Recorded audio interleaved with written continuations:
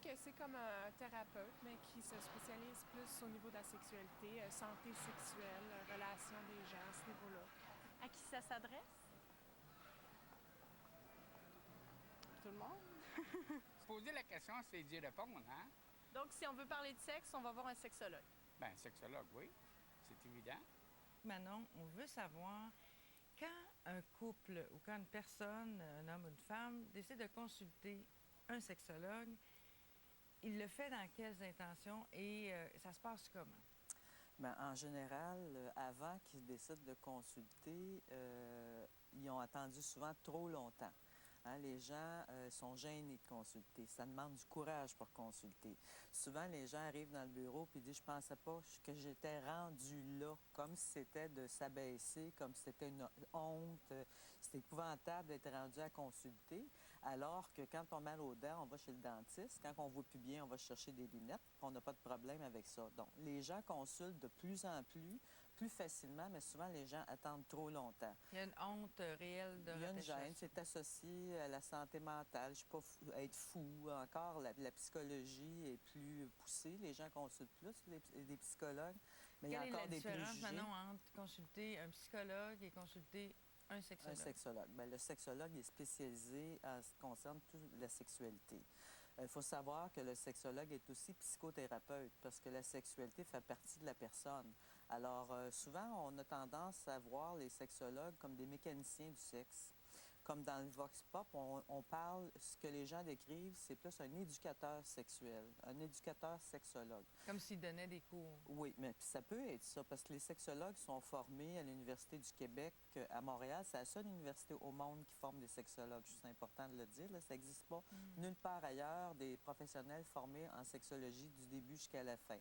Un éducateur sexologue a un bac en sexologie, c'est-à-dire 3 ans de sexologie générale où il étudie la sexologie dans toutes ses facettes. Ensuite, le sexologue clinicien qui va faire de la thérapie sexuelle, lui, est allé chercher une maîtrise en sexologie, c'est-à-dire qu'il a appris à faire de la thérapie avec un homme, avec une femme, avec les couples, peut être spécialisé. Donc, quand on pense, comme dans le Vox Pop, à l'éducation, oui, tous les sexologues peuvent faire de l'éducation, mais quand on consulte un sexologue en thérapie, c'est autre chose. Là. On vient se faire aider à soigner sa sexualité, à être moins souffrant au niveau de la sexualité. Parce que la sexualité peut être très souffrante dans un couple. Si on se parle plus, si on n'est plus capable de se toucher, puis on tourne en rond. Puis quand je vous dis souvent, les gens attendent trop longtemps. Plus on attend longtemps, plus ça devient chronique, puis plus c'est dur à défaire. Là. Et on va y aller pour un problème précis. Oui. Est-ce que les gens arrivent dans un bureau en disant « Ah, je ne sais pas trop ce que j'ai, ça va mal sexuellement ». Bien, souvent, tu me demandais tantôt, c'est quoi la différence entre un psychologue et un sexologue? Souvent, les gens me demandent, bon, je ne sais pas, on a un problème au niveau de la sexualité, mais dans notre couple, ça va mal, on s'entend pas. Il y a plusieurs autres problèmes alentour de ça. Bien, effectivement, le sexologue est aussi psychothérapeute. On est formé pour regarder la sexualité de façon générale. Enfin, quand ils me demandent ça, souvent dans un couple, quand ils viennent en couple, c'est souvent des problèmes au niveau de la fréquence sexuelle. Exemple, monsieur veut faire l'amour 2 fois par semaine, madame veut faire l'amour 2 fois par mois ou 2 fois par année. Fait qu'à un moment donné, le couple devient souffrant parce que dans leur sexualité, ils n'arrivent pas à se Il n'y a pas rencontrer. un arrimage, puis il n'y a pas une compatibilité en termes de fréquence. Oui. Est-ce que c'est vrai, ça, Manon, que les problèmes qu'on retrouve en dehors de la chambre à coucher se retrouvent au lit Et vice-versa. et vice-versa? Et vice-versa. Bien sûr, c'est sûr que souvent, je rencontre une des difficultés qu'on a plus de difficultés à traiter, qui est la plus présente chez les femmes, c'est le manque de désir. Les femmes ont besoin d'une intimité émotionnelle pour avoir du désir sexuel. Un homme qui travaille trop, qui part le matin à 6 heures, puis qui rentre à 9 h, 10 h le soir, puis que lui, il serait prêt à faire l'amour, mais elle, là, c'est comme déconnecté, ça marche pas, elle n'a pas le goût. Donc, oui, le fait qu'il travaille trop, qu'il n'est pas là, qu'on n'établit pas une intimité dans la relation, ça éteint le désir. Puis c'est pas d'amener des jouets sexuels qui va le rallumer le désir. Et qui consulte? Qui consulte? Des hommes, des femmes, des couples de 4 à 104 ans. J'ai été surpris d'entendre dire 4 ans. Pourquoi? Parce que les sexologues aussi sont habilités pour travailler les victimes d'abus sexuels. Mon plus jeune client avait 4 ans. il avait vécu des attouchements sexuels, puis il y avait des réactions anormales dans son entourage. Alors, on est habilité pour faire de la thérapie. Quand je dis c'est de soigner la sexualité, c'est d'aider à ce que la sexualité ne soit plus souffrante. Bien, les victimes d'abus sexuels souffrent dans leur sexualité. Ouais. Puis les enfants, heureusement, aujourd'hui, on en parle plus. Fait que je trouve ça le Ils vont fun. être pris à temps. C'est nouveau là, qu'il y a des enfants qui consultent, qu'il y a des parents qui sont conscients de ça, qui amènent les enfants consulter un sexologue pour les aider à se dégager à ce niveau-là. Mais plus tard aussi, j'ai des couples, je te disais, jusqu'à 104 ans, mais j'en ai pas eu à 104 ans. Les plus âgés avaient 76, admettons, mais j'ai un couple en ce moment, ça va faire 40 ans qu'ils sont ensemble.